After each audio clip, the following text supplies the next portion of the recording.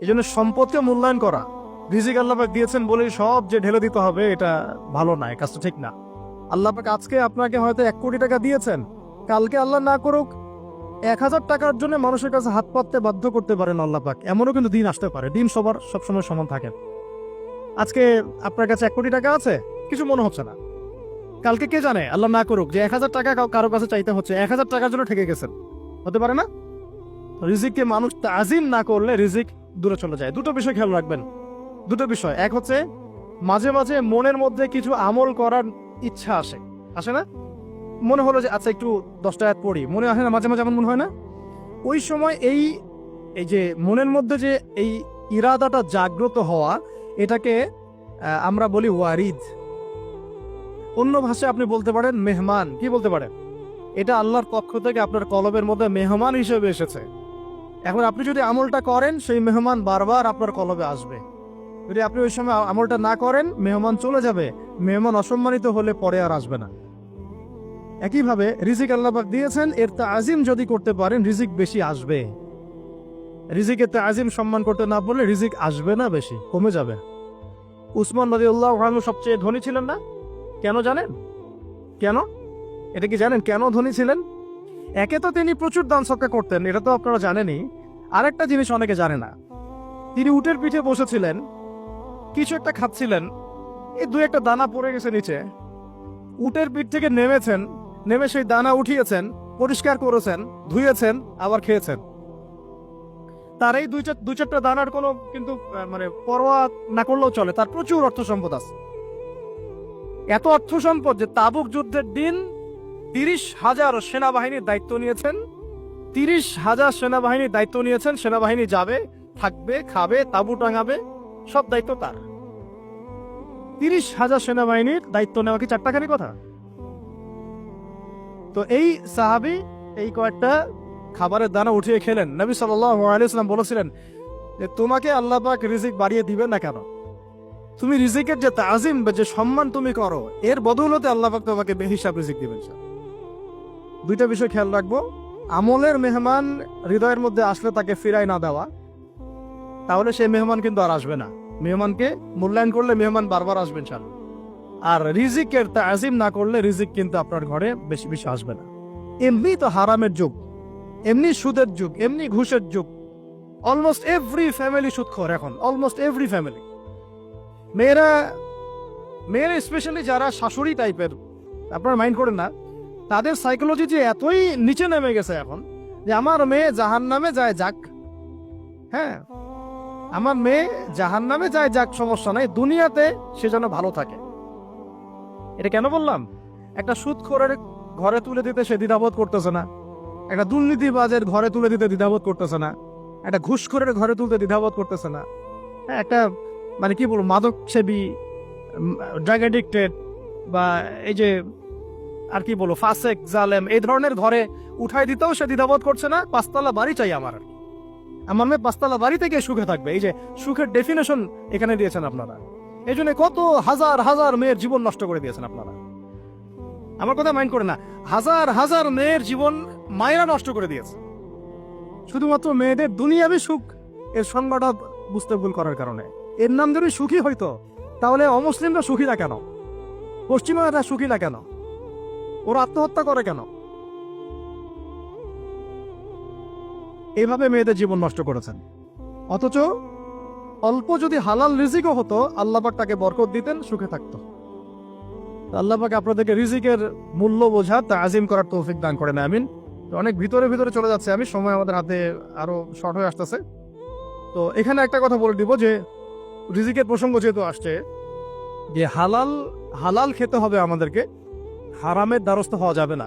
আপনার স্বামী যদি হারাম খায়, আপনি স্বামীকে বুঝান, তাকে ওই চাকরি ছেড়ে দিতে আপনি উৎসাহিত করেন। আমি আপনাদেরকে একটা অনেস্টির সাথে একটা কথা বলি, যত এই যে প্রশাসনে যত ঘুষখোর আছে, ঠিক আছে, যত দুর্নীতিবাজ আছে, যত মাদক সেবী আছে, মাদকের ব্যবসায়ী আছে, যত সুদখোর আছে, এরা সবাই কেন এই খারাপ কাজগুলো করে জানেন? তার স্ত্রীকে ভালো রাখার জন্য, তার মাকে ভালো রাখার জন্য, তার সন্তানদেরকে ভালো রাখার জন্য। তাহলে স্ত্রী হিসেবে, সন্তান হিসেবে, মেয়ে হিসেবে আপনি বলবেন যে আমাদের এইসব ভালোর দরকার নাই আব্বু, হে আমার প্রিয় স্বামী আমার এসব ভালোর দরকার নাই, হে আমার ছেলে আমার এসব ভালোর দরকার নাই, তুই হালাল পথে থাক, ওইখানে তুই আমাকে ডাল ভাত খাওয়া, আমি খুশি আছি। এভাবে আপনারা তাদেরকে মোটিভেট করেন, দেখবেন সমাজে হারাম কমে গেছে ইনশাআল্লাহ। আর হারাম খাওয়া এই ছেলে মেয়েগুলোও কিন্তু মানুষ হবে না। হারাম খাওয়া যে ছেলে মেয়েগুলো রক্ত মাংস করে উঠছে, এরাও কিন্তু মানুষ হবে না। আল্লাহ পাক আমাদেরকে হালাল খাওয়ার তৌফিক দান করেন, এবং এই হালালের জন্য আপনাদের ভূমিকা অনেক বেশি। আমরা উত্তরবঙ্গ সহ দেশের বিভিন্ন জায়গায় সফর করে যেটা দেখেছি, যত সুদী এনজিও আছে না, এনজিও গুলোর মধ্যে মহিলাদের নামই বেশি, জানেন? মহিলাদের নাম বেশি সুদী এনজিওতে। তো এই দাওয়াতগুলো আমরা মা বোনদেরকে দিতে চাই যে কোন অবস্থাতে যেন হারাম রিজিকের দিকে আপনারা না ধাবিত হন, এবং রিজিকের তাজিম করেন, পরিবারের মধ্যে হৃদ্যতা ভালোবাসা বজায় রাখেন, একে অপরকে বিশ্বাস সম্মান এবং শ্রদ্ধা করেন। ইনশাআল্লাহ তাআলা আপনাদের পরিবারও সুখী হবে, রিজিকও সুন্দর হবে এবং রিজিকে বরকত হবে ইনশাআল্লাহ। এরপরে আমি আরেক দু একটা পয়েন্ট নোট করেছি, বলে শেষ করে দিচ্ছি যে এটা স্পেশালি আমি আমাদের ওইসব দিনই বোনদেরকে বলতে চাচ্ছি যে বোনেরা এখনো বিয়ে শাদী করেন নাই। সেটা হচ্ছে যে বিয়ে করার আগেই দিনের বেসিক লেখাপড়া শেষ করেন। এত পাগল হওয়ার দরকার নেই। চরিত্র হেফাজত হচ্ছে না, রোজা রাখেন, ঠিক আছে? দিনই পড়াশোনা আগে শেষ না করে বিয়ে করতে যায় না। বহু আলেমা যারা মাদ্রাসা লাইনের ছাত্রী ছিল, দিনই পড়াশোনা শেষ না করে বিয়ের পিড়িতে বসার কারণে কেরিয়ার ধ্বংস হয়ে গেছে। বিয়ে পরে করেন, আগে তুলনামূলক পড়াশোনাটাকে শেষ করে নেন। তুলনামূলক পড়াশোনা শেষ করতে 18 থেকে 20 বছর বেশি লাগে না। যদি আপনি শুরু থেকে শুরু করেন, একদম 18 থেকে 20 বছর হতে হতে আপনার পড়াশোনা মোটামুটি শেষ হয়ে যাবে। আর যে সাবজেক্টগুলো বললাম আমি, ওইগুলোই বেসিক পড়াশোনা। এখন এটা হয়তো সবার ভাগ্যে নসিব নাও হতে পারে, সেক্ষেত্রে বিকল্প অপশন আমরা যাব, কিন্তু আগে মূলনীতি হচ্ছে একটা লেভেল পর্যন্ত পড়াশোনা করার পরেই বিয়ে করেন। কারণ বিয়ের পরে আপনার যত রেসপন্সিবিলিটি আসবে, এটা তখন পড়াশোনা মেনটেন করা এতটাও সহজ না, প্রায় অসম্ভবের পর্যায়ে পড়ে যায়। আর দু একটা বাচ্চা কাচ্চা হয়ে গেলে তো তখন আর কোনো কথাই নাই। তাহলে আপনারা কি আমাদেরকে আয়েশা রাদিয়াল্লাহু আনহার মতো একটা প্রজন্ম দিতে পারবেন না? যদি এটা আপনাদের উদ্দেশ্য হয়, সেক্ষেত্রে কি পড়াশোনা শুরু থেকে করা উচিত না? এখন এই সুযোগটা আমাদের সব বন্ধুদের সামনে হয়তো থাকে না, এই জন্য আমরা বললাম যে বিকল্প অপশনগুলোতে আপনারা দিন শেখার চেষ্টা করেন। আর এরপরে যখন বিয়ে করবেন, পড়াশোনা মোটামুটি শেষ হয়েছে, বিয়ে করবেন, এখন 18-20 বছর বয়স হয়ে গেছে, এখন আল্লাহর ওয়াস্তে দুনিয়াবি বিষয়কে সর্বোচ্চ অগ্রাধিকার দিয়েন না। আজীবন পস্তাবেন, এবং একবার পস্তানো শুরু করলেই পস্তানো আজীবনও শেষ হবে। তখন মেইল করে মেসেজ করে কোনো লাভ হবে না, কারণ আপনি বিয়ের আগে দিনকে প্রাধান্য দেন নাই, বরং দুনিয়াকে প্রাধান্য দিয়েছিলেন। আপনি বিয়ের আগে দিনকে প্রাধান্য দেন নাই, বরং দুনিয়াকে প্রাধান্য দিয়েছেন। যখন আপনি সবসময় পরকালকে, আল্লাহকে, তার রাসূলকে প্রাধান্য দিবেন, দিনকে প্রাধান্য দিবেন, দুনিয়া আল্লাহই গুছিয়ে দিবেন। আর যখন আপনি দুনিয়াকে সর্বোচ্চ অগ্রাধিকার দিবেন, দিন আপনার কাছ থেকে দূরে সরে যাবে। দিনের একটা গায়রত আছে, একটা ব্যক্তিত্ব, দিনের একটা স্বতন্ত্র গায়রত আছে, সে সবার কাছে ধরা দেয় না।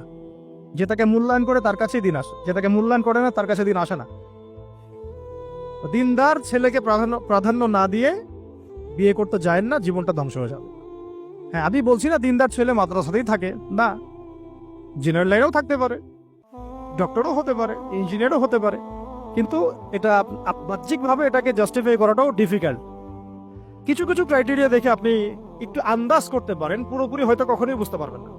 সেটা হচ্ছে দিনের প্রতি তার ফিকির কেমন, দিন নিয়ে তার কাজ কেমন, তার লাইফস্টাইল কেমন, তার পরিবার কেমন, কোন পরিবেশে সে বড় হয়ে উঠেছে, তার একাডেমিক্যাল সার্টিফিকেট কেমন, তারপরে তার দাওয়াতের মেহনতে অ্যাক্টিভিটিস আছে কিনা, বা ব্যবসা হালাল কিনা, বা চাকরিটা হালাল কিনা, নামাজ ঠিক আছে কিনা, তার মধ্যে সুন্নাহ আছে কিনা। এগুলো কিছু বাহ্যিক সাইন যেগুলো দেখে আমরা একটা আইডিয়া নিতে পারি। তারপরে বলবো যে এখানে 100% আপনি এনশিওর হতে পারবেন না, ওইটা আল্লাহ পাকের হাতে। ওইটাও যদি এনশিওর করতে চান তাহলে কি করতে হবে? তাহলে নিজেকে দিনদার হতে হবে। আমি নিজে যদি ভালো দিনদার হই, তাহলে ইনশাআল্লাহ আল্লাহ পাক আমাকে দিনদার স্ত্রী দিবেন।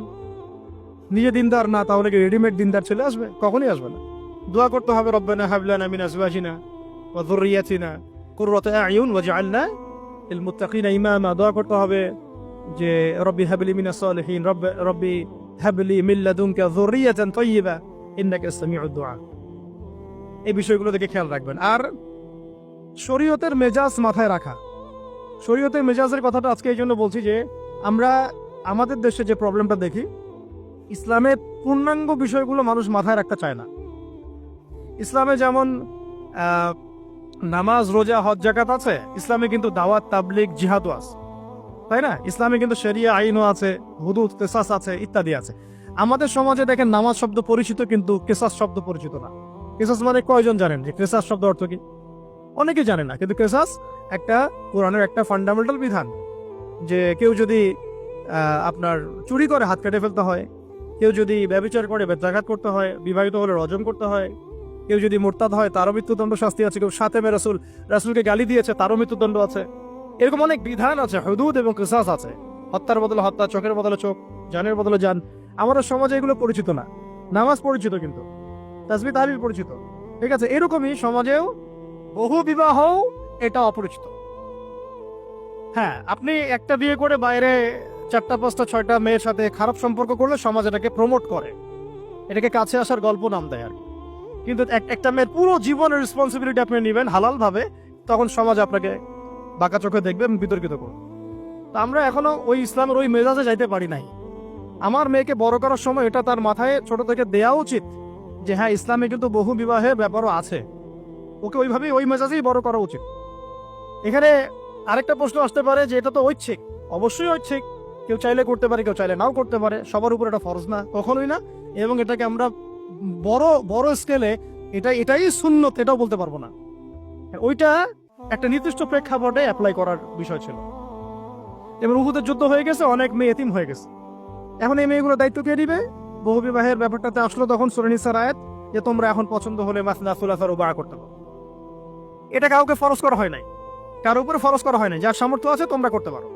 খালাস, ওই মেয়েগুলোর দায়িত্ব নিয়ে নেওয়া হলো রাষ্ট্রীয়ভাবে, এবং তারা সম্ভ্রম পেল, সম্মান পেল, গার্ডিয়ানশিপ পেল, তাদের সমস্ত অধিকার ফিরে পেল।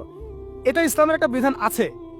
একেবারে এটাকে বাদ দিয়ে এটাকে অস্বীকার করা, কুফরি করলে কিন্তু কোরআনের সাথে আপনার কুফরি হয়ে যাবে। আপনার নিজস্ব রুচিবোধ থাকতে পারে যে আমি এটাকে পছন্দ করি না, সেটা আপনার ডিসিশন, এটা কোনো সমস্যার কিছু নাই। এমনকি ইসলাম আপনাদেরকে বলেছে যে মেয়ের অনুমতি ছাড়া তাকে বিয়েও দেওয়া যাবে না। সবার নিজস্ব জায়গা থাকতে পারে, কিন্তু ইসলামের প্রত্যেকটা বিধানকে মাথায় রাখা যেটা ইসলামের একটা অংশ। না হলে আমরা অনেক সামাজিক সমস্যার সমাধান দিতে পারবো না। বাংলাদেশে এখন 6 লক্ষ মেয়ে আছে যারা ইতিম, অবিবাহিতা, বিধবা, আরো বেশি। আমরা রাষ্ট্রীয়ভাবে তাদের কোনো ব্যবস্থা করতে পারবো না, সম্ভব না। এইখানে মেয়েদেরকে, যেহেতু মেয়েদের মধ্যে আমি কথাগুলো বলছি, এই জন্য আমি এই কথাটা টাচ করলাম যে ইসলামের পূর্ণাঙ্গ বিষয়গুলো আমাদের মাথার মধ্যে রাখা, যে আমাদের যেন এমন কোনো বিষয়কে অস্বীকার করে না বসে যেটা আবার আমাকে ইমান থেকে বের করে দিবে। আমার নিজের আমল না হতে পারে, আমি নিজে সেটা পছন্দ না করতে পারি, বা আমার মতামত থাকতে পারে, সেটা আলাদা ইস্যুস। কিন্তু ইসলামের বিধানগুলোকে আমরা কোনোভাবে যেন ডিনাই করতে না যাই, এটা আমাদের মাথায় রাখতে হবে। আর এটা সমাজের কল্যাণের জন্যই আল্লাহ রাব্বুল আলামিনের পক্ষ থেকে একটা এখতিয়ার দেওয়া হয়েছে। আর দুটা বিষয় বলে শেষ করে দিচ্ছি, সেটা হচ্ছে ওই যে ইলমের কথা বলেছিলাম শুরুতে, এর সাথে আমি আমার ব্যক্তিগত জীবন থেকে বলছি আর 3টা জিনিস ইলমের সাথে খুব বেশি কানেক্টেড, এটা মাথায় রাখবেন। একটা হচ্ছে আদব। একটা কি? আদব। আদব রক্ষা করতে না পারলে ইলম অর্জন করতে পারবেন না। তাই আদব রক্ষা করার জন্য আমাদেরকে ওই জেনারেল লাইনে পড়াশোনার মেজাজটা ত্যাগ করে আসতে হবে। আমরা ওইখানে যে মেজাজে পড়াশোনা করি, ওই মেজাজটা আমাদেরকে একটু কর্পোরেট হতে শেখায়। মানে আমি বেতন দিয়েছি 500 টাকা, আমি 500 টাকার ক্লাস পাইলাম না কেন, তাই না? মেজাজটা এরকম আর কি। অথচ এখানে ওস্তাদের দোয়া নেওয়ার জন্য আমাদেরকে সিরিয়ালে দাঁড়িয়ে থাকতে হবে। এটা হচ্ছে এই প্ল্যাটফর্ম, এটা হচ্ছে ওই অন্য জায়গা। এখানে একজন নবী হয়েও মুসা আলাইহিস সালাম যুগের পর যুগ হাঁটছেন এমন একজন ব্যক্তির সাক্ষাতের জন্য যিনি তার চেয়ে বেশি জ্ঞানী। তার নাম খিদর আলাইহিস সালাম, যিনি তাকে সাথে নিতে চাচ্ছেন না। তিনি বলছেন যে ইন্নাকা লান তাসতাতিআ মাইয়া সাবরা, তুমি তো আমার সাথে ধৈর্য ধরতে পারবে না। কিন্তু মুসা আলাইহিস সালাম তারপরও চললেন, বারবার প্রশ্ন করলেন, কিন্তু শেষ পর্যন্ত সম্পর্ক কিন্তু নষ্ট হয়ে গেল। মনে আছে কি সূরা কাহফের কথা বলছে। এটা হচ্ছে এই ইলমের জায়গাটা এমন একটা ইলমের জায়গা যেখানে আদব রক্ষা না করলে ইলম পাওয়া যাবে না। আরেকটা বিষয় হচ্ছে তাসকিয়া, ইলম অর্জন করে উস্তাদের কাছ থেকে দোয়া নেওয়া এবং আত্মশুদ্ধি অর্জন করা। মনের মধ্যে কোনো হিংসা না রাখা। আমাদের সবার এখন মনের মধ্যে যে হিংসা দিয়ে ভর্তি, হিংসাগুলোকে ছেড়ে দেন, মন বড় করে ফেলেন। আল্লাহর জন্য ছেড়ে দেন, হিংসা ত্যাগ করেন, গীবত করা বন্ধ করে দেন, অপবাদ দেয়া তো একেবারেই নিষেধ, পরশ্রী কাতরতা ছেড়ে দেন, মনটাকে একদম খালেস করে রাখেন। একজন সাহাবী সম্পর্কে নবীজি বলছেন, এই যে এখন যে সাহাবী ঢুকবে মসজিদে ও জান্নাতি, সবাই আগ্রহ নিয়ে বসে আছে কে এসে ঢুকলেন জান্নাতি, পরের দিনও সেম কথা, এখন যে ঢুকবে সে জান্নাতি, সেম সাহাবী ঢুকলেন, পরের দিনও সেম কথা, এখন যে ঢুকবে সে জান্নাতি, সেম সাহাবী ঢুকলেন। এবার একজন সাহাবী কৌশল করে তার বাসায় গেলেন, দেখি তো কি আমল করে সে। তো দেখলেন তো রাত্রেবেলা তাহাজ্জুদে উঠতেছে না, এশার নামাজ পড়ে ঘুমায় গেছে, ফজরের নামাজে উঠলো। 3 দিন থাকলেন, 3 দিন সেম সেম। তখন তিনি বললেন, আচ্ছা ভাই, তোমার ব্যাপারে নবীজি এরকম মন্তব্য করেছেন, তোমাকে তো এমন কোনো খাস আমল করতে দেখলাম না। তো তিনি বলছেন, আচ্ছা একটা বিষয় হতে পারে, আমি অত বেশি আমল হয়তো করি না, কিন্তু আমি যখন ঘুমাতে যাই আমি সবাইকে মাফ করে দিয়ে ঘুমাই। মন ফ্রেশ, মনটা থেকে সব বের করে দেওয়া, এটা তাসকিয়া, এটা ইলমের সাথে সম্পৃক্ত। আল্লাহ পাক আমাদের সবাইকে এই বিষয়গুলো বোঝার তৌফিক দান করেন। আর এরপর আমি বলবো যে সন্তান প্রতিপালনে যত্নশীল হন, কারণ এরপরে তো আমাদের অ্যাসেট তারাই। এবং মেয়েদেরকে আমি বলবো যে আপনারা বেশি বেশি সন্তান নেবেন। কে শিখাইছে একটা বাচ্চা নিতে হবে, 2টা বাচ্চা নিতে হবে? এগুলো বোগাস কথাবার্তা পশ্চিমারা শিখাইছে। আর নবী সাল্লাল্লাহু আলাইহি ওয়াসাল্লাম কি বলেছেন? আমি সেই নারীদেরকে নিয়ে গর্ব করব যেই নারীরা বেশি বেশি সন্তান জন্ম দিতে পারে। আমি আমার উম্মতের সংখ্যা নিয়ে গর্ব করব। হ্যাঁ, সবার ফিজিক্যাল কন্ডিশন এক না হতে পারে, কিন্তু এই মানসিকতাটা ত্যাগ করতে হবে যে আমার একটাই, 2টি সন্তানের বেশি নয়, একটি হলে আরো ভালো হয়। এসব পশ্চিমা তন্ত্রমন্ত্র বন্ধ করতে হবে। ঠিক আছে, এরপরে বলবো যে মিডিয়া দিয়ে, আচ্ছা, এই সন্তান প্রতিপালনের ক্ষেত্রে একটা কথা বলে দেই যে প্যারেন্টিং এর অনেক বই বাজারে বের হয়েছে, প্যারেন্টিং টিপস আছে। এই প্যারেন্টিংটা নিয়ে আলাদা ইনশাল্লাহ একদিন সেশন করবো, এখানে অনেক কথা বলার আছে। সন্তান প্রতিপালন একটা শিল্প, সন্তান প্রতিপালনটা একটা শিল্প, খুব ধৈর্যের কাজ, সবরের কাজ, লেগে থাকার কাজ। সন্তানকে সময় দেয়া, ওর খাবারের দিকে খেয়াল রাখা, ওর মানসিকতার দিকে খেয়াল রাখা, ওর ফিজিক্যাল অ্যাক্টিভিটিস দিকে খেয়াল রাখা, ওর মানে আত্মা দূষিত হয়ে যাচ্ছে কিনা এটা খেয়াল রাখা, ওর ভালো একাডেমিক পরিবেশ নিশ্চিত করা, ভালো ওস্তাদ দেওয়া, ওর সাথে মেশা, ওকে আদর করা, অনেক কিছু আছে। এটা নিয়ে ইনশাল্লাহ আমরা একদিন আরেকটা সেশন করবো ইনশাল্লাহ। তো সন্তান প্রতিপালনের সাথে আমি বলবো যে প্রচলিত যে মিডিয়াগুলো, এই জি বাংলা, স্টার জলসা, এই যে পিছনে লেখা আছে যে অপসংস্কৃতি, এক কথায় বিজাতীয় অপসংস্কৃতি, এই মিডিয়াগুলো বাসা থেকে বন্ধ করে দেন। একেবারে টেলিভিশনের দরকার নেই। বাস অনলাইনে আমরাও কিছু কিছু ক্ষেত্রে আসলে আমরাও অনলাইনের মধ্যে ডুবে গেছি।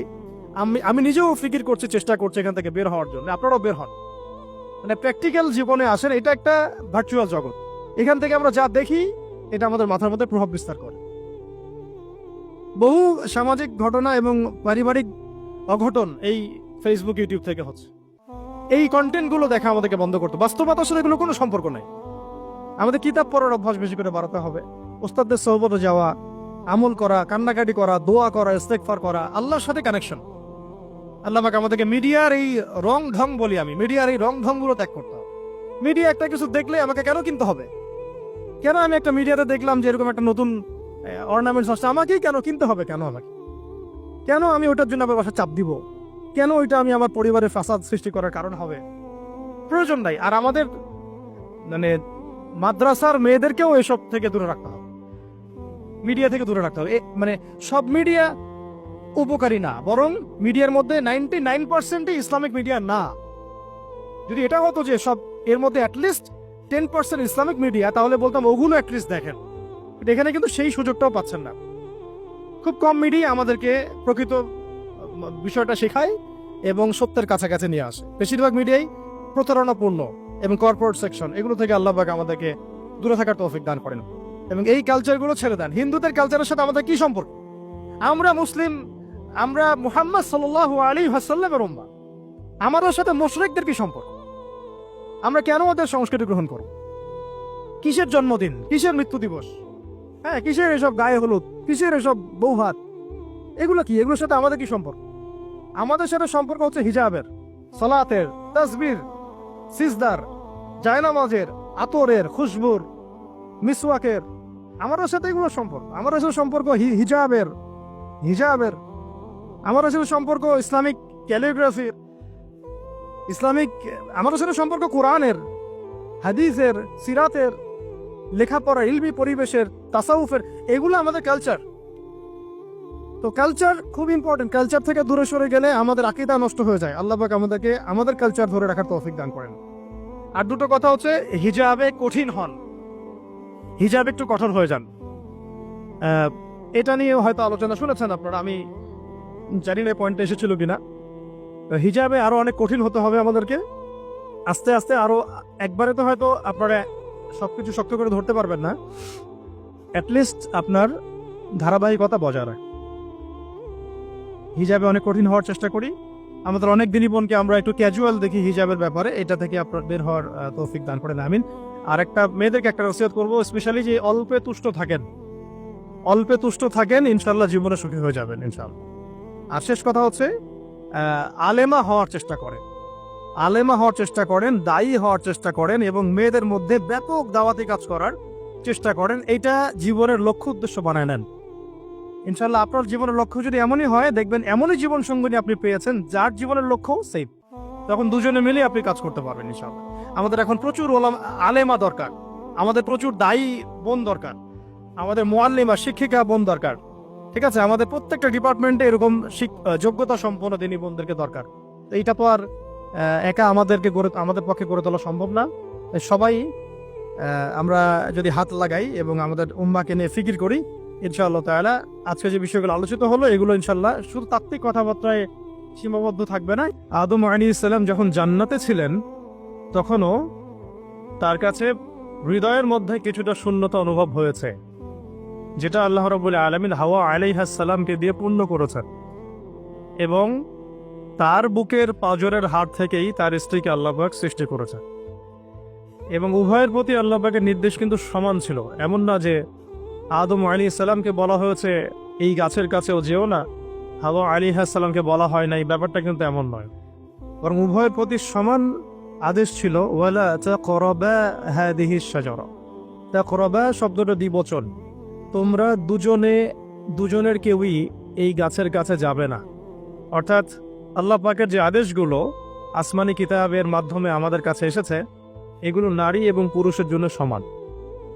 ক্ষেত্র বিশেষে কিছু কিছু সূরতে আমলের, চলাফেরার, উসুলের কিছু পার্থক্য আছে। তো আমভাবে প্রত্যেকটা নসিহত এবং আদেশ কিন্তু নারী পুরুষ সবার জন্য সমান।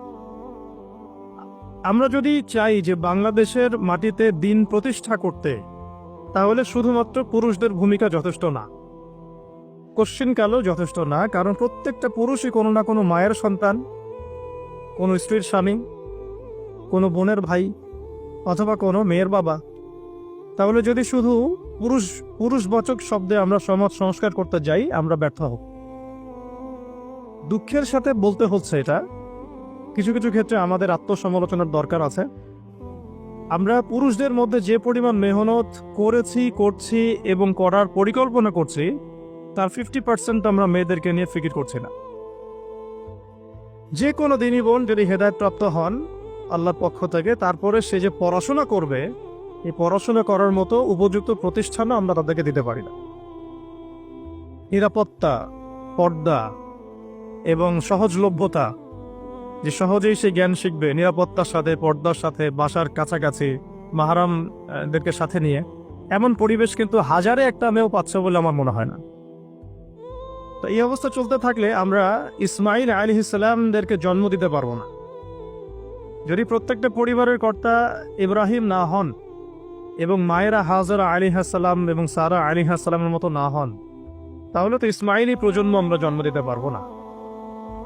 সেক্ষেত্রে আমরা আল্লাহ পাকের জমিনে দিন প্রতিষ্ঠাও করতে পারবো না। এই পৃথিবীতে আমাদের কাজটা কি? 1 নম্বর হচ্ছে আল্লাহ পাককে চিনতে শেখা, আল্লাহ পাকের সামনে আত্মসমর্পণ করা, তার নবীর সুন্নতগুলো মেনে চলা, হালাল খাওয়া, একটা আদর্শ পরিবার গঠন করা, সন্তানদেরকে মানুষ করা, দিনের দাওয়াতের কাজ করা এবং দিনটাকে আল্লাহর জমিনে প্রতিষ্ঠার চেষ্টা করা। এছাড়া কি আমাদের কোনো কাজ আছে পৃথিবীতে? বাকি যে কাজগুলো সেগুলো আনুষঙ্গিক এবং সেগুলো ইবাদত হিসেবে গণ্য হবে যদি আল্লাহর জন্য হয় এবং রাসূলের তরিকায় হয়। যেমন কেউ যদি ঘুমায়, ঘুমানোর কাজটাও তো ইবাদত, যদি সেটা রাসূলের তরিকা মোতাবেক হয়। সিম্পল। খাওয়া দাওয়া করা, আমরা আমাদের চাহিদায় খাই, কিন্তু এটাও ইবাদত হিসেবে গণ্য হবে যদি খাওয়ার সুন্নাতটা আমরা ঠিক মতো আদায় করতে পারি। তাহলে প্রতিটা কাজই সুন্নাত এবং ইবাদত হবে যদি আমরা সেটা তরিকা ঠিক রাখি। মূল কাজগুলো কি? মূল কাজগুলো হচ্ছে যে, আবার বলতেছে, মূল কাজগুলো হচ্ছে: এক, এই পৃথিবীতে আল্লাহকে চেনা, আল্লাহকে চিনতে শেখা। দুই, আল্লাহ রাব্বুল আলামিনের সামনে শর্তহীন আত্মসমর্পণ, শর্ত সাপেক্ষে না, একদম নিঃশর্ত আত্মসমর্পণ। তিন, আল্লাহ পাকের সমস্ত হুকুম আহকামগুলো মেনে চলা। চার, রাসূলুল্লাহ সাল্লাল্লাহু আলাইহি ওয়াসাল্লামের আদর্শ প্রত্যেকটা কাজে বাস্তবায়ন করা, সুন্নতের উপর থাকা। পাঁচ, হালাল খাওয়া। ছয়, আদর্শ পরিবার গড়ে তোলা। সাত, সন্তান প্রতিপালন। আট, সৎ কাজে আদেশ। নয়, অসৎ কাজে নিষেধ। 10, আল্লাহ পাকের এই জমিনের মধ্যে দিনটাকে প্রতিষ্ঠার চেষ্টা করা, যার যা সামর্থ্য আছে তাই দিয়ে। কেউ জান দিয়ে করবে, কেউ মাল দিয়ে করবে, কেউ কথা দিয়ে করবে, কেউ লিখনি দিয়ে করবে, কেউ প্রয়োজনে আল্লাহর পথে জিহাদ করবে, কেউ প্রয়োজনে শহীদ হবে। যার যেটা সুরত সে সেভাবে করবে। এছাড়া কি দুনিয়াতে আমাদের কোনো কাজ আছে? এই কাজগুলোর মধ্যে, এই কাজগুলোকে যদি আমরা বাস্তবায়ন করতে পারি তাহলে দুনিয়াতেও সফল হব ইনশাল্লাহ, পরকালেও জান্নাতে যাবো ইনশাল্লাহ। এই তো, এই কাজগুলো যদি আমরা বাস্তবায়ন করতে পারি দুনিয়াতেও সফল হব ইনশাআল্লাহ এবং পরকালেও জান্নাতে যাবো ইনশাআল্লাহ। এক্ষেত্রে এই গন্তব্য হাসিল করার জন্যে যে কাজটা সবার আগে দরকার, এতক্ষণ যেগুলো বললাম, এই গন্তব্যটা হাসিল করার জন্য সবার আগে যে কাজটা দরকার সেটা হচ্ছে সেটা হচ্ছে শরিয়াতের একটা ন্যূনতম জ্ঞান অর্জন করা। শরিয়াতের ন্যূনতম একটা জ্ঞান অর্জন করা। শরিয়াতের ন্যূনতম জ্ঞান বলতে আমি কি মিন করছে, কি বুঝাচ্ছি? আমি বুঝাচ্ছি কমপক্ষে আপনাকে বিশুদ্ধ করে কোরআন তেলাওয়াত করা শিখতে হবে, 1 নাম্বার।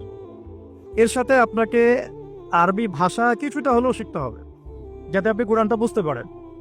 3 নাম্বার হচ্ছে হাদিস শাস্ত্র পড়ার যোগ্যতা আপনাকে অর্জন করতে হবে, মানে হাদিস পড়াশোনা করতে হবে।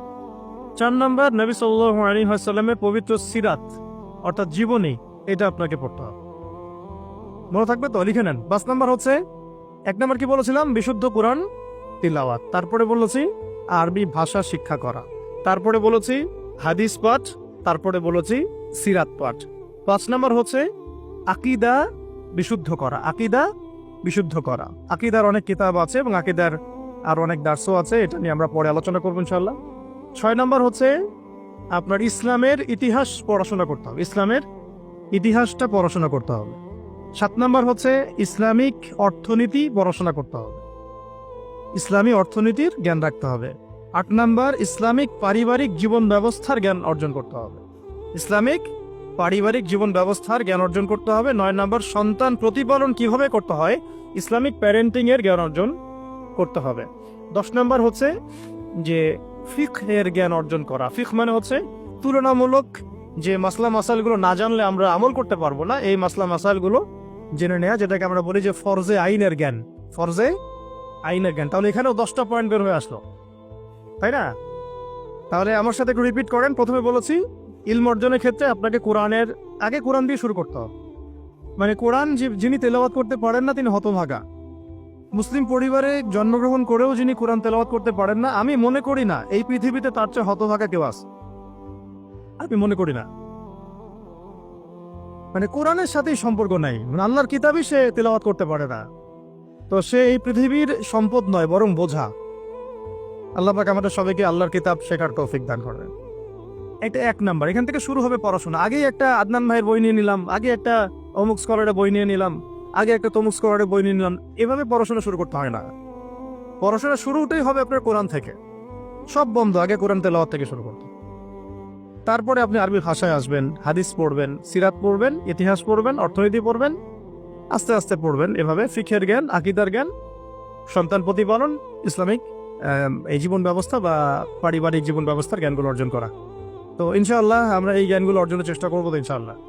এখন কঠিন প্রশ্ন হচ্ছে, এখন আমি তো বললাম একটা তাত্ত্বিক কথা বললাম, এখন আপনিও জানেন আমিও জানি, এইটা আপনি এখন কিভাবে করবেন, সম্ভব কিনা আপনার পক্ষে?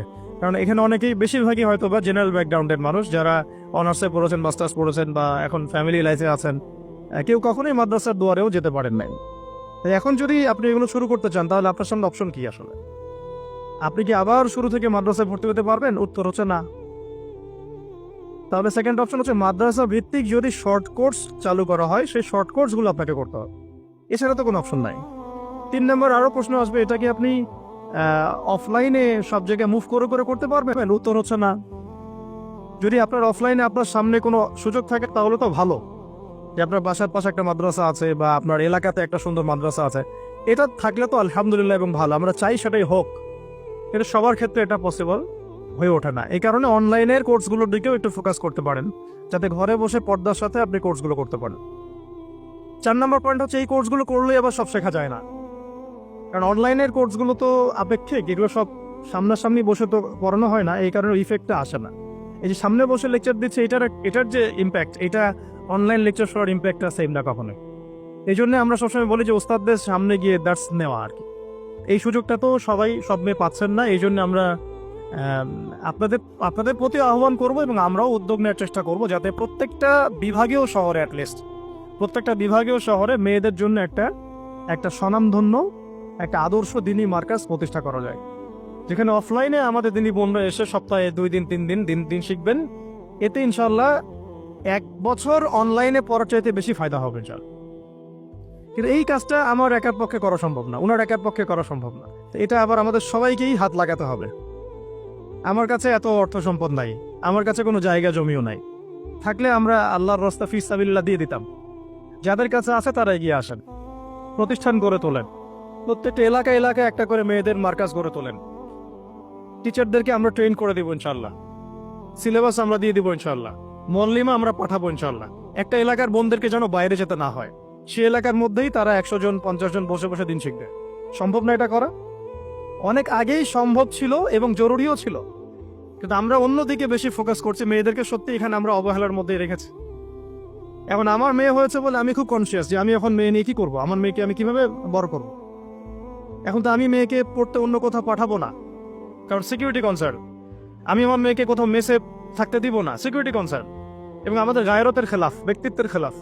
তাহলে আমার মেয়েকে পড়াশোনা করানোর জন্য আমাকেই প্রতিষ্ঠান গড়ে তুলতে হবে, এবং এমন প্রতিষ্ঠান যেখানে আমার মেয়ে দুনিয়াবি জ্ঞানও পাবে, পরকালের জ্ঞানও পাবে। এটা তো অ্যাভেলেবল না, তো অ্যাভেলেবল হবে কখন? যখন সবাই হাত লাগাবো। দেখেন, আমি একটা হাদিস মনে করে দিই আপনাদেরকে, এটা বলতে চাচ্ছিলাম না কিন্তু বলছি। নবী সাল্লাল্লাহু আলাইহি ওয়াসাল্লাম একদিন ঈদের খুতবা দিচ্ছিলেন, এবং ওই খুতবাতে তিনি বলেছিলেন যে, হে মুসলিম নারীগণ, আমি জাহান্নামে দেখে এসেছি যে তোমাদের সংখ্যা বেশি। মুসলিম নারীগণের সংখ্যা বেশি এটাও হাদিসের সঠিক ফাহাম না, মানে পুরো এই উম্মতের মধ্যে নারীদের একটা বড় অংশ জাহান্নামে যাবে এই উম্মতের মধ্যে। তো তোমরা বেশি বেশি সাদাকা করো, তোমরা বেশি বেশি সদকা করো, একটা খেজুরের টুকরা দান করে হলেও জাহান্নাম থেকে বাঁচো। তো এটা বলার পরে বেলাল রাদিয়াল্লাহু আনহু একদিক থেকে আরেক দিক হাঁটছিলেন, সাথে একটা কাপড় ছিল। নারীরা তাদের কেউ গলার হার, কানের দুল, হাতের চুড়ি, এগুলো সোনার সব খুলে খুলে দান করছিলেন। মেয়েদেরকে সাদাকার মধ্য দিয়ে জাহান্নাম থেকে বাঁচতে হবে, সদকা করার মধ্য দিয়ে মেয়েদেরকে জাহান্নাম থেকে বাঁচতে হবে। আজকে যদি আপনি একটা প্রতিষ্ঠান গড়ে দিয়ে যেতে পারেন, এটা যদি আরো 50 বছর সাস্টেইন করে, এই 50 বছর এখানে যত মানুষ দিন শিখবে, সমস্ত মানুষের ইলমের নেকি আপনি পাবেন। আমরা কিন্তু সবাই ব্যক্তি স্বার্থ নিয়ে চিন্তা করি, আর দুনিয়ার স্বার্থটাকে বেশি প্রাধান্য দেই। আমার 500 জায়গা আমি দিয়ে দিব, আপনি দিচ্ছেন না, বরং আপনি পরকালের জান্নাতের একটা জায়গা আপনি সার্টিফাইড করছেন। কে জানে, হয়তো এই ওসিলায় আপনার জান্নাতের ফয়সালা হয়ে যেতে পারে। কেউ 10% জমির মধ্যে একটা মসজিদ করেছে, হতে পারে এই মসজিদের ওসিলায় আল্লাহ পাক তাকে জান্নাত দিতেও পারেন। কেউ একটা মাদ্রাসা প্রতিষ্ঠা করেছে, এখানে হাজার হাজার স্টুডেন্ট পড়াশোনা করছে, কে জানে হয়তো এই ওসিলায় আল্লাহ পাক তাকে পরকালে জান্নাত দিতে পারেন। তো সাদাকা, এগিয়ে আসা এবং শিক্ষা খাতে নিজেদের জানমাল, অর্থ সম্পদকে ব্যয় করা আমাদের একার পক্ষে এখন আর এগুলো সম্ভব না। হ্যাঁ, যদি আমার কাছে রাষ্ট্রীয় কোনো ক্ষমতা থাকতো বা শিক্ষা বিভাগের কোনো ক্ষমতা থাকতো, তাহলে প্রত্যেকটা মসজিদ ভিত্তিক আমরা মেয়েদের আলাদা শিক্ষার ব্যবস্থা করতাম। মসজিদ ভিত্তিক প্রতিষ্ঠানের প্রয়োজনই নাই, মসজিদের মধ্যে একটা আলাদা কর্নার করে ফেলা যায়, মেয়েদের জন্য স্বতন্ত্র, এখানে কোনো পুরুষের এন্ট্রেন্সই থাকবে না। মেয়ে শিক্ষিকা, মেয়ে ভলান্টিয়ার সবই মেয়ে, এবং ওস্তাদদেরকে দিয়ে এখানে ফরজে আইন থেকে শুরু করে তাদেরকে একটা মৌলানা পর্যন্ত পড়ানো সম্ভব। উদ্যোগ নেওয়া হয় নাই বিগত 30 বছর 40 বছরে। তো ইলম অর্জনের পথে আবার এরকম প্রতিবন্ধকতা আসবে, সেগুলোকে ফেস করার বা সেগুলো সলভ করার জন্য আমাদেরকে কিন্তু ফিকির করতে হবে। আর এই ফিকিরটা একজন দুজন মানুষের কাঁধে চাপিয়ে দিয়ে আপনি কিন্তু দায়মুক্ত হতে পারবেন না। যেমন আজকে সেমিনার এখানে করেছি, আপনারা চাইলে কিন্তু এই ধরনের সেমিনার আপনাদের এলাকাতেও করতে পারেন, সেখানে গেস্ট হিসেবে তাদেরকে ডাকতে পারেন। দাওয়াতের মেহনত শুরু হয়ে গেল। যদি বসে থাকেন যে প্রত্যেক 2 মাস পর পর ওস্তাদারা আয়োজন করবেন এবং আমরা যাব, তো এটা তো তখন এক কেন্দ্রিক কাজ হয়ে গেল। আর রেজাল্টটা কিন্তু মানে সামান্য রেজাল্ট পাবেন আপনি, আর যদি সবাই হাত লাগান রেজাল্টটা বেশি হবে। তা আমি আপনাদেরকে উদ্বুদ্ধ করতে চাই যে দিনের পথে আপনারা দাওয়াতের মেহনতে নেমে আসেন, এমনকি দিন প্রতিষ্ঠার সংগ্রামে আমাদের পাশে দাঁড়ান। কিন্তু এর আগে যোগ্যতা অর্জন করেন, যোগ্যতাটা ইলমি যোগ্যতা। আল্লাহ পাক আপনাদেরকে বোঝার তৌফিক দান করে নেন। এটা এক নম্বর। এবং ইলমের পথে প্রতিবন্ধকতা কথাগুলো বললাম, এগুলোকে ফেস করার এবং এগুলোকে যেন রিকভার করতে পারি আমরা, সেই তৌফিক আল্লাহ আমাদের জন্য সবাইকে দান করেন। তো একটা মানে খুশির সংবাদই বলবো আপনাদেরকে দিতে চাচ্ছি যে আমরা এই মিরপুর উত্তরার এই এলাকাটার মধ্যে আমরা চেষ্টা করছি যে অফলাইনে এরকম 2-1টা দিনই মার্কাজ প্রতিষ্ঠা করার, আপাতত ভাড়াতেই। এবং ইনশাআল্লাহ অল্প সময়ের মধ্যে আমরা ঢাকা শহরে, ইনশাআল্লাহ ঢাকা শহরে হোক অথবা ঢাকা শহরের একটু সাইডেই হোক, আমরা নিজস্ব জায়গা কিনে প্রতিষ্ঠান করে দেখাবো ইনশাআল্লাহ। এবং আমাদের পরিকল্পনা হচ্ছে একদম ফ্রম দ্য ভেরি বিগিনিং, এই নুরানি থেকে শুরু করে, প্লে গ্রুপ থেকে শুরু করে আস্তে আস্তে গ্র্যাজুয়ালি দাওরা হাদিস এবং মাস্টার্স পর্যন্ত নিয়ে যাওয়া, দুটাই যেন থাকে। এবং আমার পরিকল্পনা হচ্ছে মাস্টার্সের পরে আমাদের ছেলেমেয়েরা যেন বড় বড় ফ্যাকাল্টিগুলোতে পড়াশোনা করতে পারে, ওই রাস্তাগুলো খুলে দেয়া। তো এই কাজগুলো আমার একার পক্ষে আসলে সম্ভব না। আপনারা যদি এগিয়ে আসেন সবাই, দিনী ভাইরা, দিনী বোনরা এবং আমাদের বিত্তশালী যারা আছেন, যাদেরকে আল্লাহ পাক সৎ হৃদয় দিয়েছেন এবং দান সৎকা করার মতো মানসিকতা দিয়েছেন, ইনশাআল্লাহ আসেন একসাথে হাত লাগায় কিছু করি, আল্লাহ পাক করার তৌফিক দান করে। আর এই দেশের এই সময়টা, দেশের চলমান এই সময়টা আমাদের জন্য দিনের কাজ করার একটা উর্বর সময়। এখন যদি আমরা এই বিষয়গুলো গুছিয়ে নিতে পারি, ইনশাআল্লাহ আগামী 10 বছর পরে ভালো ফলাফল পাবো ইনশাআল্লাহ। আমার মেয়ের বয়স আজকে থেকে 10 বছর পরে হবে 11 বছর। তো 11 বছর বয়সে আমি আয়েশাকে কোথায় দেখতে চাই, মারিয়ামকে কোথায় দেখতে চাই, ঠিক আছে, আমি আমার মেয়ে খাদিজাকে কোথায় দেখতে চাই, এটা আমাকে এখন থেকে ফিকির করতে হবে। রেডিমেড কিছুই পাবেন না, এই যুগ রেডিমেড আপনাকে কিছু দিবেই না। যদি মনে করেন একটা স্কুল প্রতিষ্ঠান চাচ্ছে রেডিমেড, যেখানে বাচ্চাকে ঢুকাবো ওকে আলেমা বানিয়ে বের করে দিবে, এমন কোনো প্রতিষ্ঠান আপনি পাবেন না। রেডিমেড কিছু হয় না, নিজের অনেক কন্ট্রিবিউশন লাগে এখানে। শুধু প্রতিষ্ঠান, শুধু কিতাব কখনোই একজন ব্যক্তির ভবিষ্যৎ গড়তে পারবে না। শুধু প্রতিষ্ঠান, শুধু কিতাব পারবে না। তো অনেক গভীরে চলে যাচ্ছি, মূল কথাটা আশা করি বোঝাতে পেরেছি। ইলম যেমন অর্জনও করতে হবে, ইলম মানুষের কাছে সহজলভ্য করার প্ল্যাটফর্মও তৈরি করতে হবে।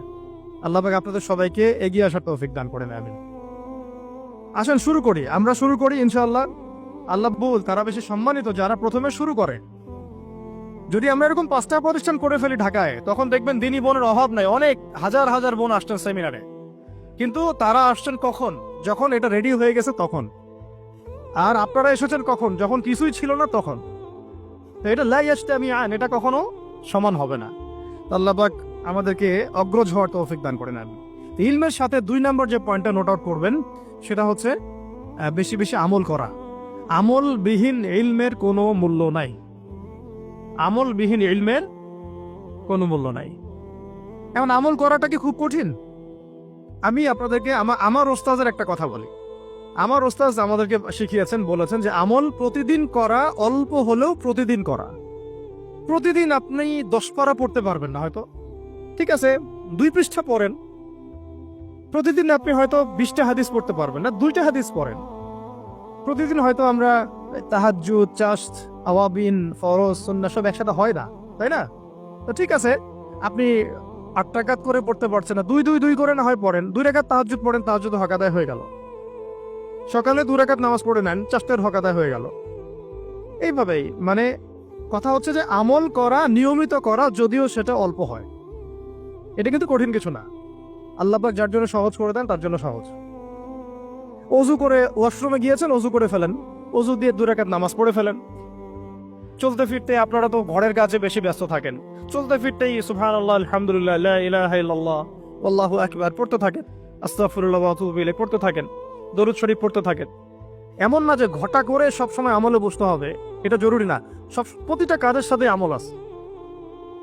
তো সবচেয়ে ইম্পর্টেন্ট আমলগুলো হচ্ছে নামাজ, ফরজ নামাজটুকু, এর সাথে আমি বলবো কোরআন তেলাওয়াত, তাহাজ্জুদ, এর সাথে বলবো যে আদব রক্ষা করা, আখলাক ঠিক রাখা, আদব রক্ষা করা, আখলাক ঠিক রাখা। একজন মহিলার এক্সাম্পল দিব, বেসিক্যালি এটা দুইজন মহিলার এক্সাম্পল, তো আমি একজনের কথা বলছি। একজন সাহাবী এসে নবী সাল্লাল্লাহু আলাইহি ওয়াসাল্লামকে বলেছিলেন যে আমাদের বাসার পাশে একজন মহিলা আছে, প্রচুর ইবাদত করে, কোনো নামাজ মিস নাই, কোনো নফল রোজা মিস নাই, খুবই পরেশগার, খুবই মুত্তাকি, খুবই খুবই উঁচু লেভেলের মুত্তাকি একজন মহিলা বলে মনে হয় আমাদের কাছে। কিন্তু তিনি তার প্রতিবেশীর সাথে ঝগড়া করেন, তিনি তার প্রতিবেশীর সাথে ঝগড়া করেন এবং বাজে ল্যাঙ্গুয়েজ ইউজ করেন। নবী সাল্লাল্লাহু আলাইহি ওয়াসাল্লাম বলেছেন যে তিনি জাহান্নামী, নাউযুবিল্লাহ। আরেকজন মহিলা সম্পর্কে বক্তব্য এসেছিল, আরেকজন সাহাবী বলেছেন যে আমাদের বাসার পাশে একজন মহিলা আছে, তেমন কোনো নামাজ, খুব বেশি ইবাদত করেন না, কিন্তু তার আখলাক চরিত্র খুব নরম কোমল। নবী সাল্লাল্লাহু আলাইহি ওয়াসাল্লাম বলেছেন তিনি জান্নাতি। তাহলে আমরা এই হাদিসটা থেকে বুঝতে পারছি যে আমলের মূলনীতিটা আসলে কি। আমল মানে এই না যে একেবারে সবসময় আমাকে নামাজ, রোজা, হজ জায়গাতেই ফোকাস করতে হবে। আমার আদাব ও মুআশারাটাও অনেক বড় ব্যাপার, চলাফেরা, ওঠা বসা, আমাদের ডিলিংসগুলো। তো এখানে আমি একটু বলবো আপনাদেরকে, কারণ এই যুগটা তো অনলাইনের যুগ, মিডিয়া দ্বারা প্রভাবিত হওয়ার যুগ, বিভিন্ন সিরিয়ালস আমাদের মাথায় এখনো বসে আছে। দেখেছি জীবনে আমরা অনেক সময় কেউ না কেউ, এইগুলো আমার মাথায় কিন্তু ইম্প্যাক্ট ফেলে, এগুলো আমাদের মাথায় ইম্প্যাক্ট ফেলেছে, সমাজ ব্যবস্থা আমাদের মাথায় ইম্প্যাক্ট ফেলেছে, যে পরিবেশে আমরা পড়াশোনা করেছি ওই পরিবেশটা আমার উপর ইম্প্যাক্ট ফেলেছে। সব মিলে আমাদের মাথাটা এখন পুরো দূষিত, আমাদের মাথাটা কিন্তু পুরাই দূষিত, কলবটা আরো দূষিত। এইখানে যে বিষয়গুলো ফোকাস করা দরকার, যে পিতা মাতার সাথে একদম কোমল হয়ে যান, ছেড়ে দেন, নিজের অধিকারে না আসলেও ছেড়ে দেন, পিতা মাতার সাথে কোমল হয়ে যান। পিতা এবং মাতা আপনার জান্নাত জাহান্নামের মাধ্যম। যদি স্বামী থেকে থাকে, স্বামীর প্রতি নরম হয়ে যান, তাকে ছাড় দেওয়া শিখেন। সবচেয়ে বড় কথা, তাকে মহব্বত করা তো অবশ্যই জরুরি, মহব্বতের চাইতেও বেশি জরুরি স্বামীকে বিশ্বাস করা এবং তাকে সম্মান করা। এমন কোনো কথা এবং কাজ না করা যেটা স্বামীর গায়রত বা ব্যক্তিত্বে আঘাত করে। আমি পয়েন্টটা হয়তো বোঝাতে সক্ষম হয়েছি। ভালোবাসা অনেক গুরুত্বপূর্ণ বিষয়, ঠিক আছে, কিন্তু ভালোবাসা শুধুমাত্র একমাত্র গুরুত্বপূর্ণ বিষয় নয়। আরো গুরুত্বপূর্ণ বিষয় হচ্ছে বিশ্বাস, সম্মান এবং আনুগত্য। বিশ্বাস, সম্মান এবং আনুগত্য। এখন বলতে পারেন যে আমার স্বামী আমাকে অন্যায় কাজে আদেশ করলে কি আমি আনুগত্য করব? কখনোই না। যখন স্বামী আপনাকে কোরআন সুন্নাহর দিকে আপনাকে ধাবিত করবেন, তখন আপনি তার আনুগত্য করতে বাধ্য, এবং এটা আপনার জান্নাতে যাওয়ার মাধ্যম বটে। এই হাদিসটা খুব ভালো করে মনে রাখতে হবে যে এই পৃথিবীতে কেউই আল্লাহ পাকের পরে সিজদা পাওয়ার যোগ্য না। এমনকি নবীদেরকে আল্লাহ পাক সিজদা করতে বলেন নাই, কিন্তু সেই নবী আমাদেরকে কিন্তু বলেছিলেন যে যদি আল্লাহ পরে কাউকে আমি সিজদা করতে বলতাম, তাহলে আমি স্বামীদেরকে সিজদা করতে বলতাম। এটাকে তসলিমা নাসরিন স্টাইলে বুঝলে হবে না। ওরা এটাকে এভাবে নিবে যে ইসলাম মেয়েদেরকে দাসত্বের শৃঙ্খলা আবদ্ধ করতে চাচ্ছে, হ্যাঁ, আত্মস্বাধীনতা দিবে না ইত্যাদি। আমরা দেখব পরকালে আমি জান্নাতে যেতে পারছি কিনা। আল্লাহ পাকের হুকুমের চাইতে আমার কাছে কোনো যুক্তি বড় নয়। আল্লাহ পাকের হুকুমের চাইতে আমার কাছে কোনো যুক্তি, বিজ্ঞান, প্রযুক্তি এগুলো বড় মানদণ্ড নয়। শুধুমাত্র স্বামীর আনুগত্য, বিশ্বাস, সম্মানের বদৌলতে দেখা যায় যে পুরোটা জীবন এই বেচারা আপনার জন্য ঢেলে দিবেন ছাড়। আর এই জায়গায় যদি দেখা যায় ঘাটতি থাকে, তখন কোনো কোনো ক্ষেত্রে ভালোবাসা যথেষ্ট হয়ে ওঠে না। এবং আপনারা জানেন এই শহরে ডিভোর্সের সংখ্যা দিন দিন বাড়ছে। কেন? এইগুলো মেজর কারণ আছে। হ্যাঁ, আমি বলছি না যে সব ছেলেই একেবারে পারফেক্ট, কখনোই না। ছেলেরাও যেমন সাহাবী না, মেয়েরাও সেরকম মহিলা সাহাবী না। কিন্তু সবর, আনুগত্য, নরম কোমলতার কোনো বিকল্প নাই। উভয় পক্ষের জন্যই নসিহতগুলো আর কি, স্বামীর জন্য এবং স্ত্রীর জন্য। আরেকটা বিষয় হচ্ছে যে স্বামীর পরিবার নিয়ে খোঁটা না দেওয়া, স্বামীর যে বাবা মা ভাই বোন এই ব্যাপারগুলো নিয়ে খোঁটা দেওয়া না দেওয়া বা খোঁচাখুচি না করা, এবং তার যে অবদান আপনার প্রতি এটাকে অস্বীকার না করা, কুফুরি না করা। একটা হাদিসের মধ্যে নবী সাল্লাল্লাহু আলাইহি ওয়াসাল্লাম কিন্তু বলেছেন যে বেশিরভাগ নারীর জাহান্নামে যাওয়ার কারণ কি? সাহাবীরা জিজ্ঞাসা করেছিলেন, তিনি বলেছেন তারা কুফরি করে। কি কুফরি করে? তারা কি আল্লাহর সাথে কুফরি করে? নবীজি বলেছেন না, বরং তারা সারা জীবন স্বামীর যে দিয়ে যাওয়া যে স্যাক্রিফাইস বা অধিকার, এটাকে হঠাৎ করে অস্বীকার করে বসে, হঠাৎ কোনো একদিন অস্বীকার করে বসে। এটার কারণে দেখা যায় আল্লাহ পাক নারাজ হয়ে যান। আল্লাহ রাব্বুল আলামিন তো একজন ব্যভিচারী নারীকেও জান্নাত দিয়েছেন মাত্র কুকুরকে পানি পান করানোর কারণে। আবার একজন নারীকে বিড়াল বেঁধে রেখে কষ্ট দেওয়ার কারণে জাহান্নামে দিয়েছেন। তো জবান এমনই একটা কঠিন জিনিস, যেটাকে নিয়ন্ত্রণে না রাখলে আমাদের জন্য ক্ষতি হবে। আল্লাহ পাক আমাকে আপনাদের সবাইকে জবান হেফাজতে রাখার তৌফিক দান করে দেন। আর কিছু বিষয় হচ্ছে, কিছু শাসন সমাজে থাকে, মানে পরিবারের মধ্যে থাকে। এই শাসনগুলো কখনোই মেয়েদেরকে বিপথে নিয়ে যাওয়ার জন্য নয়, বরং যে আপনাকে মহব্বত করবে সেই আপনাকে শাসন করবে। যে আপনাকে মহব্বত করে সেই কিন্তু আপনাকে শাসন করবে। যার আপনার ব্যাপারে কোনো কেয়ার নাই সে কিন্তু আপনাকে শাসন করতে আসবে না। আপনি কোথায় যান তার তো কোনো যায় আসবে না। আর যে আপনাকে চাইবে, জোর করে টেনে নিয়ে আসতে চাইবে জান্নাতের পথে, সে কিন্তু আপনার উপর মাঝে মাঝে শাসন করতে পারে। ওই অধিকারটুকু দিতে হবে। আর আমাদের মেয়েদেরকে ওই মেজাজেও তৈরি করতে হবে। তো পারিবারিক বিষয়গুলোর ক্ষেত্রে আসছিলাম, এটা একটু পরে আবার আসতেছি ইনশাআল্লাহ, যে ইলমের সাথে আমলটা খুব জরুরি। এবং আমলের ক্ষেত্রে শুধু নামাজ, রোজা, হজ, যাকাত এটাকে আমি মিন করছি না। মিন করছি যে আমার বাবার সাথে সম্পর্ক, মায়ের সাথে সম্পর্ক, আত্মীয়দের হক আদায় করছি কিনা, প্রতিবেশীর সাথে রিলেশন ঠিক আছে কিনা, এবং স্পেশালি পরিবারে স্বামীর সাথে আমার এই বিষয়গুলো ঠিক আছে কিনা। তো এগুলো যদি ঠিক থাকে, অল্প আমল যথেষ্ট হয়ে যাবে ইনশাআল্লাহ তাআলা। আল্লাহ পাক আমাদেরকে ইলম অনুযায়ী আমল করার তৌফিক দান করেন, আমিন। 3 নম্বর আমি পয়েন্ট নোট আউট করছিলাম মেয়েদের জন্য, যে আমি আমার মেয়েকে নসিহত করতাম যে বেশি বেশি দান সদকা করতে, বেশি বেশি দান সাদাকা করতে। মেয়েদের জন্য স্পেশালি সাদাকাটা বেশি করা উচিত। ছেলেরা তো সাদাকা করে, কম বেশি কিন্তু করে, যেহেতু তারা বাইরে থাকে। তো আপনারা সাদাকা করার জন্য যদি স্বামীর অর্থ আপনাদের কাছে নেন, এটা দোষের কিছু না। চেয়ে নেওয়া, বলে নেওয়া, তাদের কাছ থেকে অর্থ নিয়ে সাদাকার একটা অংশ রাখা। দেখেন, আবু বকর রাদিয়াল্লাহু আনহুর নাম তো সবাই শুনেছেন। তিনি যখন খলিফা হয়েছিলেন তখন তার স্ত্রী কিছু কিছু করে সম্পদ জমিয়ে রাখতেন, খাবার জমিয়ে রাখতেন। পরে একদিন ভালো একটা খাবার রান্না করে খাইয়েছেন ওই জমিয়ে রাখা খাবার থেকে। এখান থেকে একটা বিষয় বুঝতে পারলাম, সম্পদ সেভ করা শিখতে হয়। একদম আমার ইনকাম আছে বলে যে একদম পুরো 1 লাখ টাকা ঢেলে দিতে হবে মাসে, জরুরি না। 10,000 টাকা করে সেভ করার চেষ্টা করেন। হয়তো এই 10,000 টাকা একটা পরিবারের ভরণ পোষণের জন্য যথেষ্ট হয়ে যাবে। ওই সেভ করা টাকাটা যদি আমি কালকে দান করে দেই আল্লাহর রাস্তায় বা অন্য কোনো মানুষকে, তার 1 মাসের খরচ হয়ে যাবে, বিশাল একটা উপকার হবে। আমরা কিন্তু কিছু টাকা পাইলেই কসমেটিক্স, নতুন জুয়েলারি, ঠিক আছে, নতুন কি আসলো বাজারে, নতুন কসমেটিক্স আর কি, এইগুলোর দিকে বেশি ফোকাস করি। এখান থেকে টাকা একটু জমিয়ে আমরা যদি আল্লাহর পথে ব্যয় করার চিন্তা করি, পরিবারে বরকত আসবে। এই জন্য সম্পদকে মূল্যায়ন করা, রিজিক আল্লাহ পাক দিয়েছেন বলেই সব যে ঢেলে দিতে হবে, এটা ভালো না, কাজটা ঠিক না। আল্লাহ পাক আজকে আপনাকে হয়তো 1 কোটি টাকা দিয়েছেন, কালকে আল্লাহ না করুক 1000 টাকার জন্য মানুষের কাছে হাত পাততে বাধ্য করতে পারেন আল্লাহ পাক। এমনও কিন্তু দিন আসতে পারে, দিন সবার সবসময় সমান থাকে। আজকে আপনার কাছে 1 কোটি টাকা আছে, কিছু মনে হচ্ছে না। কালকে কে জানে, আল্লাহ না করুক, যে 1000 টাকা কারো কাছে চাইতে হচ্ছে, 1000 টাকার জন্য ঠেকে গেছেন, হতে পারে না? রিজিককে মানুষ তাজিম না করলে রিজিক দূরে চলে যায়। দুটো বিষয় খেয়াল রাখবেন, দুটো বিষয়। এক হচ্ছে মাঝে মাঝে মনের মধ্যে কিছু আমল করার ইচ্ছা আসে না? মনে হলো যে আচ্ছা একটু 10 টাকা পড়ি, মনে হয় না মাঝে মাঝে, এমন মনে হয় না? ওই সময় এই যে মনের মধ্যে যে এই ইরাদাটা জাগ্রত হওয়া, এটাকে আমরা বলি ওয়ারিদ। অন্য ভাষায় আপনি বলতে পারেন মেহমান। কি বলতে পারেন? এটা আল্লাহর পক্ষ থেকে আপনার কলবের মধ্যে মেহমান হিসেবে এসেছে। এখন আপনি যদি আমলটা করেন, সেই মেহমান বারবার আপনার কলবে আসবে। যদি আপনি ওই সময় আমলটা না করেন, মেহমান চলে যাবে। মেহমান অসম্মানিত হলে পরে আর আসবে না। একইভাবে রিজিক আল্লাহ পাক দিয়েছেন, এর তাজিম যদি করতে পারেন রিজিক বেশি আসবে।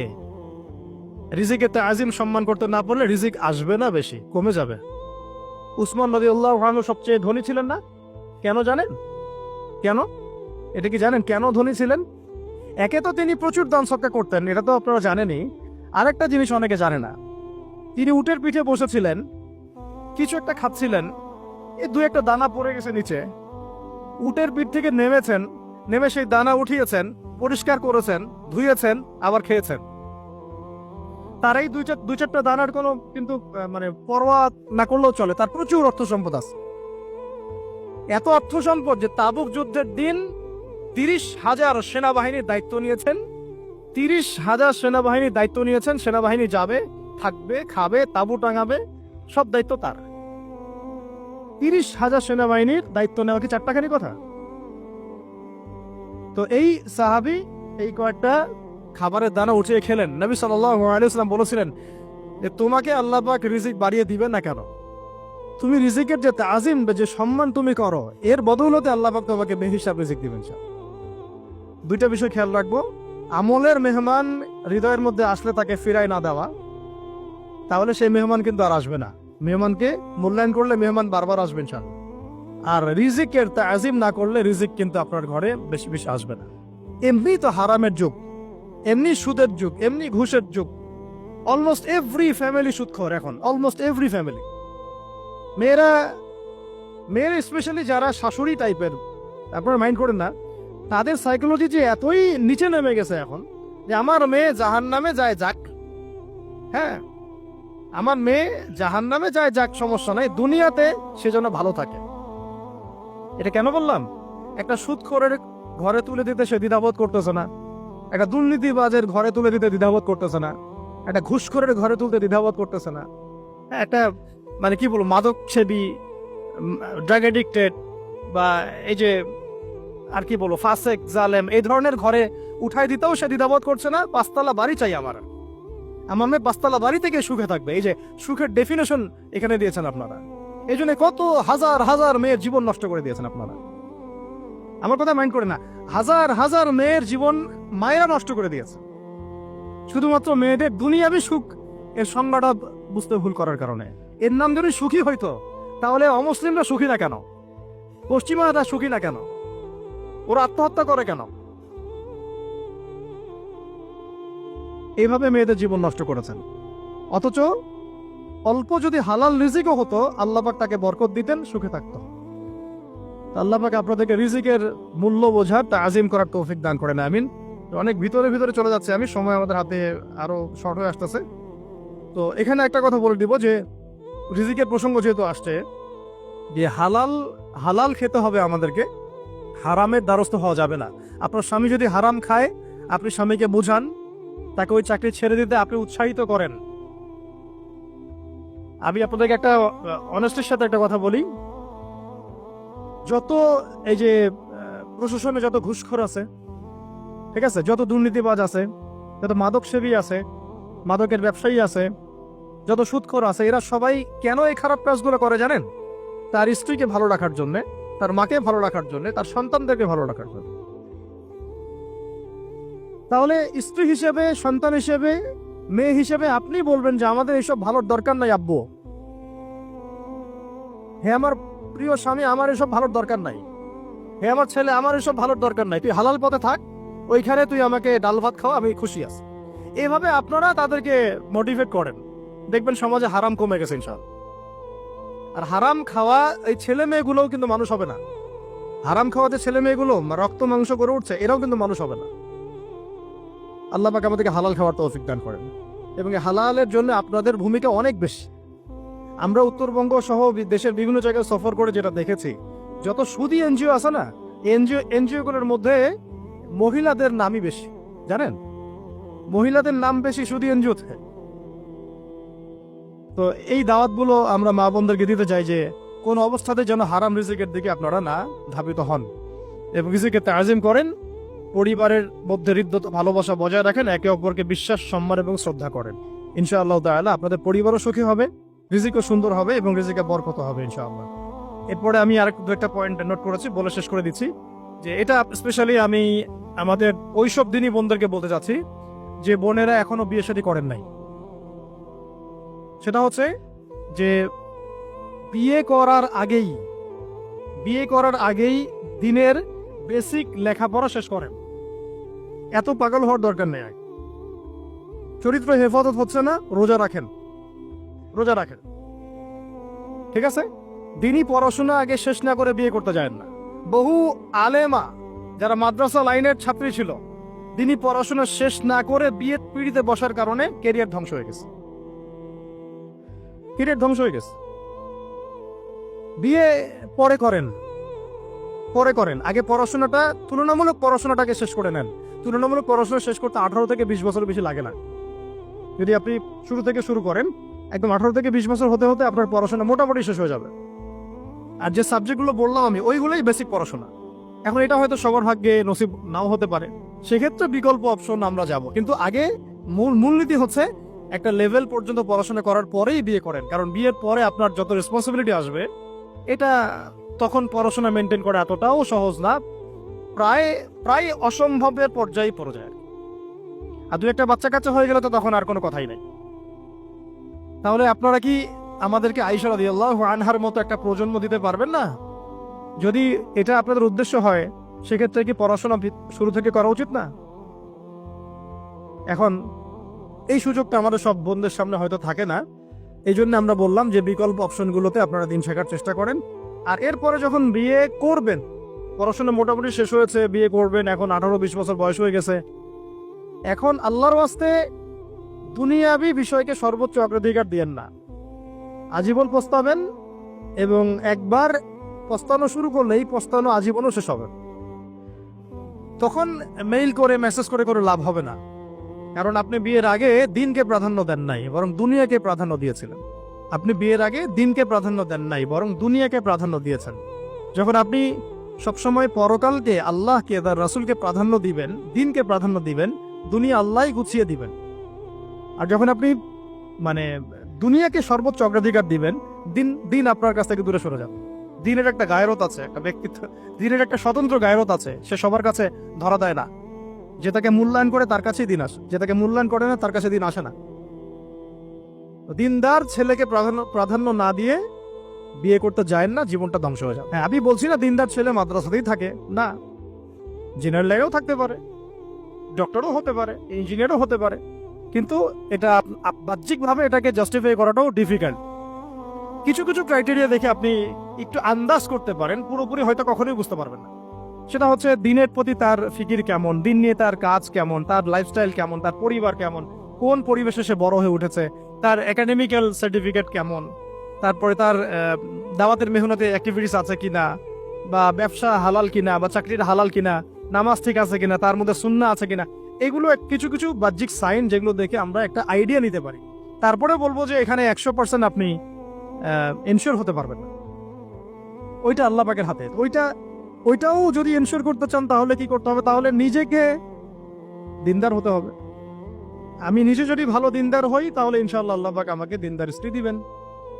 নিজে দিনদার না, তাহলে কি রেডিমেড দিনদার ছেলে আসবে? কখনই আসবে না। দোয়া করতে হবে, রব্বানা হাব লানা মিন আজওয়াজিনা ওয়া যুররিয়াতিনা কুররাতা আয়ুন ওয়াজআলনা লিল মুত্তাকিনা ইমামা। দোয়া করতে হবে যে রব্বি হাবলি মিনাস সালিহিন, রব্বি হাবলি মিন লাদুনকা যুররিয়াতান তাইয়্যিবা ইন্নাকা সামিউদ দুআ। এই বিষয়গুলো দেখে খেয়াল রাখবেন। আর শরীয়তের মেজাজ মাথায় রাখা। শরীয়তের মেজাজের কথাটা আজকে এই জন্য বলছি যে আমরা আমাদের দেশে যে প্রবলেমটা দেখি, ইসলামের পূর্ণাঙ্গ বিষয়গুলো মানুষ মাথায় রাখতে চায় না। ইসলামে যেমন নামাজ, রোজা, হজ, যাকাত আছে, ইসলামে কিন্তু দাওয়াত, তাবলীগ, জিহাদও আছে, তাই না? ইসলামে কিন্তু শরিয়া আইনও আছে, হুদুদ, কিসাস আছে, ইত্যাদি আছে। আমাদের সমাজে দেখেন নামাজ শব্দ পরিচিত, কিন্তু কিসাস শব্দ পরিচিত না। কিসাস মানে কয়জন জানেন যে কিসাস শব্দ অর্থ কি? অনেকেই জানে না। কিন্তু কিসাস একটা কোরআনের একটা ফান্ডামেন্টাল বিধান, যে কেউ যদি আপনার চুরি করে হাত কেটে ফেলতে হয়, কেউ যদি ব্যভিচার করে বেত্রাঘাত করতে হয়, বিবাহিত হলে রজম করতে হয়, কেউ যদি মোরতাদ হয় তারও মৃত্যুদণ্ড শাস্তি আছে, কেউ সাতেমে রাসূলকে গালি দিয়েছে তারও মৃত্যুদণ্ড আছে। এরকম অনেক বিধান আছে, হুদুদ এবং কিসাস আছে। হত্যার বদলে হত্যা, চোখের বদলে চোখ, জানের বদলে জান। আমাদের সমাজে এগুলো পরিচিত না। নামাজ পরিচিত, কিন্তু তাসবিহ তাহলিল পরিচিত, ঠিক আছে? এরকমই সমাজেও বহু বিবাহ এটা অপরিচিত। হ্যাঁ, আপনি একটা বিয়ে করে বাইরে 4টা 5টা 6টা মেয়ের সাথে খারাপ সম্পর্ক করলে সমাজ এটাকে প্রমোট করে, এটাকে কাছে আসার গল্প নাম দেয় আর। কিন্তু একটা মেয়ের পুরো জীবনের রেসপন্সিবিলিটি আপনি নেবেন হালাল ভাবে, তখন সমাজ আপনাকে বাঁকা চোখে দেখবে এবং বিতর্কিত করবে। তা আমরা এখনো ওই ইসলামের ওই মেজাজে যাইতে পারি নাই। আমার মেয়েকে বড় করার সময় এটা তার মাথায় ছোট থেকে দেওয়া উচিত যে হ্যাঁ, ইসলামে কিন্তু বহু বিবাহের ব্যাপারও আছে, ওকে ওইভাবেই ওই মেজাজেই বড় করা উচিত। এখানে আরেকটা প্রশ্ন আসতে পারে যে এটা তো ঐচ্ছিক। অবশ্যই ঐচ্ছিক, কেউ চাইলে করতে পারে, কেউ চাইলে নাও করতে পারে, সবার উপর এটা ফরজ না, কখনোই না। এবং এটাকে আমরা বড় বড় স্কেলে এটাই সুন্নত এটাও বলতে পারবো না। ওইটা একটা নির্দিষ্ট প্রেক্ষাপটে অ্যাপ্লাই করার বিষয় ছিল। এবং উহুদের যুদ্ধ হয়ে গেছে, অনেক মেয়ে এতিম হয়ে গেছে। এখন এই মেয়েগুলোর দায়িত্ব কে নিবে? বহু বিবাহের ব্যাপারটাতে আসলো তখন সূরা নিসার আয়াত যে তোমরা এখন পছন্দ হলে মাসলা সুলাসা রুবা করতে পারো। এটা কাউকে ফরজ করা হয় নাই, কারো উপরে ফরজ করা হয় নাই। যার সামর্থ্য আছে তোমরা করতে পারো। খালাস, ওই মেয়েগুলোর দায়িত্ব নিয়ে নেওয়া হলো রাষ্ট্রীয়ভাবে।